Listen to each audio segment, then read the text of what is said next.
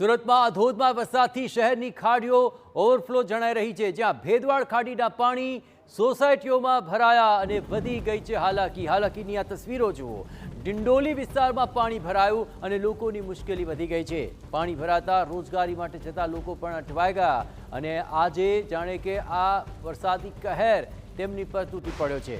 ડિંડોલી વિસ્તારમાં પાણી ભરાવાને કારણે અહીં લોકોને રોજગાર પર જતા પણ મુશ્કેલીઓનો સામનો કરવો પડ્યો, પરંતુ સૌથી વિકટ પરિસ્થિતિઓ એ વિસ્તારોમાં છે કે જ્યાં પાણી ભરાયા છે। અને આ દ્રશ્યો આપ જુઓ કે આ પાણી ભરાયેલી સ્થિતિની અંદર લોકો ધંધા રોજગાર પર તો આવ્યા છે, પરંતુ તેમને આ પાણીના કહેરનો સામનો કરવો પડ્યો અને ભરાયેલા પાણી વચ્ચે તેઓ હાલાકી ભોગવી રહ્યા છે। આ ડિંડોલી વિસ્તાર છે કે જ્યાં પાણી ભરાયું છે અને લોકોની મુશ્કેલીઓ વધી ગઈ છે।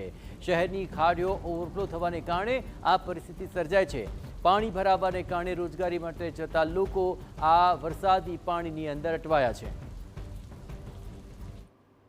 આ એરિયામાં પાણી એટલું બધું ભરાઈ જાય છે, પણ સરકાર કોઈ પણ જાતની ધ્યાન ને સહાય કરતી નથી। એનું કારણ છે, મહત્વપૂર્ણ વાત આ છે કે સાહેબ, જે પાણી ઘરોમાં એટલું બધું ભરાય છે કમરની ઉપર, નાના બાળકોને સૂંઘવાની તકલીફ હોય છે, ત્યારબાદ ઘરમાં ખાવાની તકલીફ હોય છે, વીજળીની તકલીફ હોય છે। વીજળી તો માનીએ કે વીજળી બંધ કરવી કાયદેસરનો નિયમ છે, વીજળી ના બંધ કરે તો બધા લોકો મરી જશું। તે લોકો સારું કામ કરે, વીજળીનો કોઈ જાતનો અમને ત્રાસ નથી, સારું કામ છે, અમે જાણીએ છીએ। એ જગ્યા ભેદવાડ ખાડી એટલે પ્રેમનગરની ખાડી કહેવાય છે ને।